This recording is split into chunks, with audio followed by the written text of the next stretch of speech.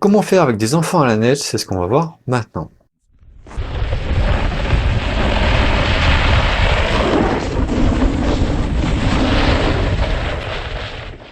Salut, concernant les enfants, une chose est sûre, ils adorent la glisse et puis ils se l'accaparent, mais alors rapidement, c'est impressionnant. Attention toutefois à plusieurs points. Déjà, les enfants ont tendance à ne pas se plaindre lorsqu'ils ont froid. Même s'ils souffrent, ils ont parfois tendance à subir en silence, ce qui peut laisser des mauvais souvenirs, voire traumatiser. Déjà, les chaussettes en laine, le caleçon, je refais pas la vidéo, c'est la garantie d'avoir les pieds au chaud. Et puis c'est une bonne base. Inutile de les transformer en bibendum, mais en fait, prenez l'habitude déjà de leur demander régulièrement s'ils ont froid ou chaud. En fait, demandez-lui de vous prévenir si c'est le cas. Voilà, prenez cette habitude. Préviens-moi si t'as froid. Est-ce que t'as froid? Préviens-moi si t'as froid. Parce que ce petit rituel, ça va aussi lui permettre de vous signaler incognito qu'il est fatigué. Hein. Donc c'est une bonne chose de le faire. Sur le choix de la station, je ne refais pas la vidéo sur le sujet, mais préférez une station avec un secteur débutant ou des secteurs débutants qui sont situés à des altitudes relativement basses, parce qu'il fait moins froid, le soleil est moins puissant, c'est plus facile à vivre. Préférez aussi le printemps comme période, parce que c'est sympa, la neige est plus molle.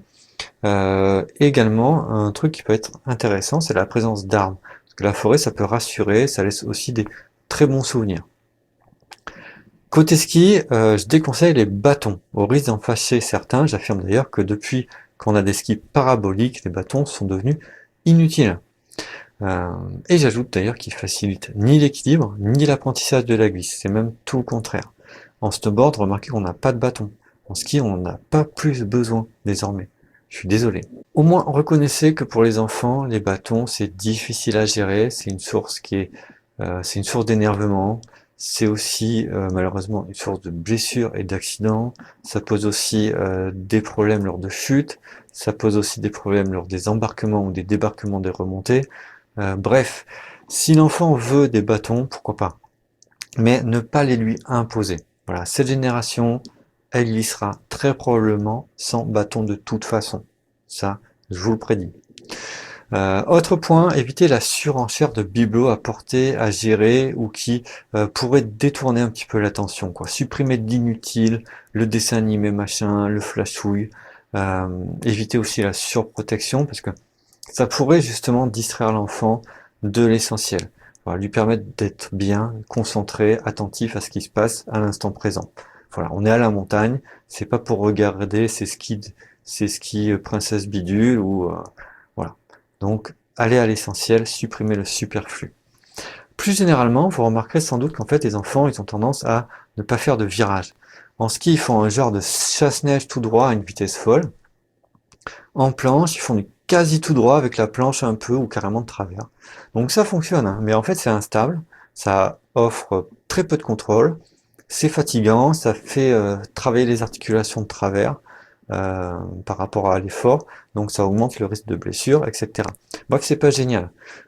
C'était pas pour rien en fait que les moniteurs font faire de larges virages à des cohortes d'enfants. Vous avez sans doute vu ça sur les pistes. Alors, je sais qu'on est nombreux à pester contre ça, surtout quand ils ont l'idée de fermer les bords de la piste. Ça, je vous en avais parlé dans les règles éthiques. On évite de fermer les bords des pistes. Eux ont tendance à le faire, malheureusement.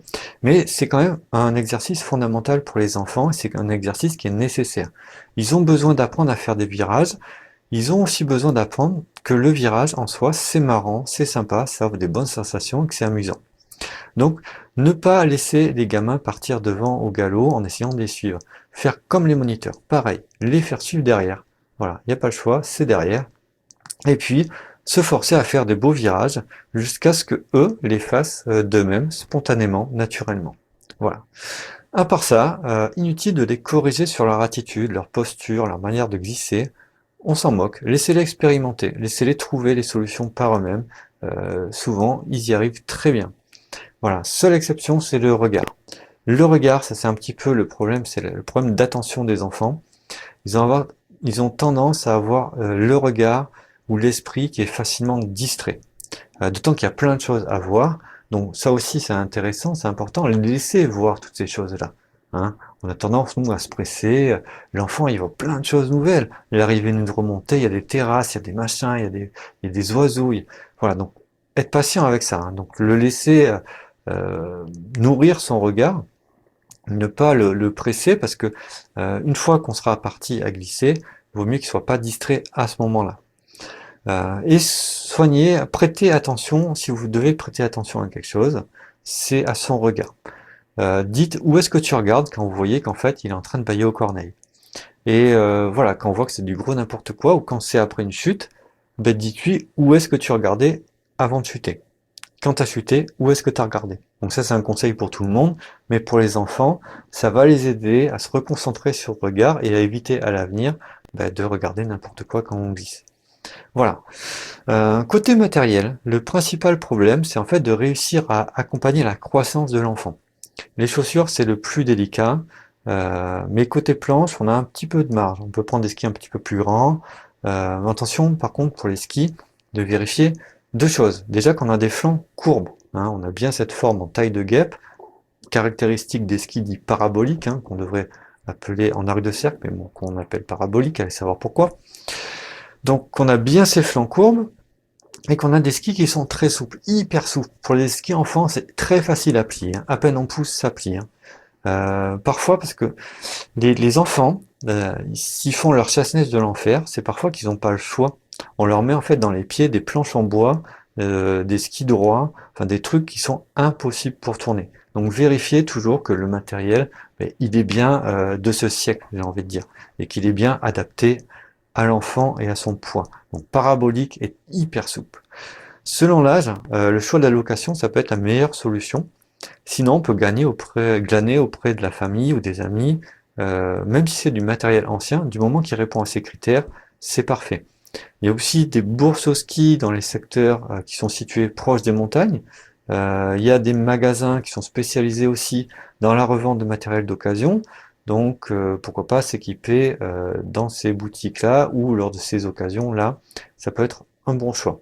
Alors, si vous achetez du neuf, pensez à la revente au moment de l'achat. Ou pensez aux futurs frères et sœurs ou cousins éventuels. Donc, prendre avec un noyau en bois exclusivement. C'est vraiment important. C'est moins le cas en snowboard, touchons du bois, mais le monde du ski enfant, c'est vraiment un monde où on prend les gens pour des gogos. Mais alors les derniers gogos. Donc soyez vigilants. Cherchez une bonne souplesse, hein, une forme parabolique et un bon noyau en bois. Ça ne coûtera pas plus cher, hein, ou pas beaucoup plus cher. Mais après, l'avantage, c'est qu'on peut revendre, donner, ça va durer. Ce sera beaucoup plus intéressant de prendre ce genre de ski. Après, si on peut prendre des skis qui sont assez larges, euh, ça laisse le choix à l'enfant de la polyvalence. Ça va lui permettre de tester différents types de skis. Pour les skis, pour les planches, il n'y a pas de souci. Les planches sont généralement polyvalentes par nature. Éventuellement en ski aussi, les planches, vous voyez, il y a double spatule, devant, derrière. En ski, pourquoi leur enlever les doubles spatules? Pourquoi ne pas leur laisser le choix de faire éventuellement un petit peu de figure si ça les intéresse?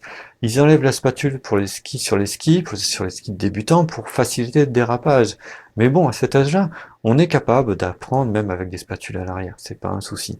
Puisqu'on parle d'enfants, j'en profite pour glisser un dernier mot, notamment pour tous ceux qui ont l'esprit de compétition, et le mot c'est arrêter, quoi. Arrêter clairement de prendre le monde professionnel des adultes et de venir le transférer sur des enfants. Les enfants, ça fonctionne pas comme des adultes, c'est différent. Ils seront, eux, les stars de demain. Donc respectez-les, laissez-les se construire, soyez patients, contentez-vous de les aider, non pas de les formater ou de les manipuler comme de vulgaires produits financiers, quoi. Parce que ça, c'est clairement ce qu'on voit. Si les enfants aiment la compétition, c'est bien, mais ils aiment la compétition pour d'autres raisons, ce ne sont pas les vôtres. Voilà. Donc, soyez patients, tolérants et surtout observateurs avec chacun. Il y a moyen d'aider chaque glisseur à mieux glisser sans leur crier dessus et sans leur calquer votre grille étroite. Voilà. Pitié, arrêtez. Enfin, un dernier point plus général, acceptez le choix des enfants. Voilà. S'il veut faire du ski, laissez-le faire. S'il veut faire la plante, laissez-le faire. Et si demain il veut changer et qu'il est sérieux, remerciez la vie de vous avoir donné un enfant qui a un esprit aussi vif et curieux. Voilà, c'est tout pour aujourd'hui. N'hésitez pas à partager, à commenter, à discuter. Dites si vous êtes d'accord, pas d'accord, à compléter, à témoigner de vos expériences. Nous on se retrouve bientôt. D'ici là, glissez bien, amusez-vous bien, portez-vous bien. Ciao.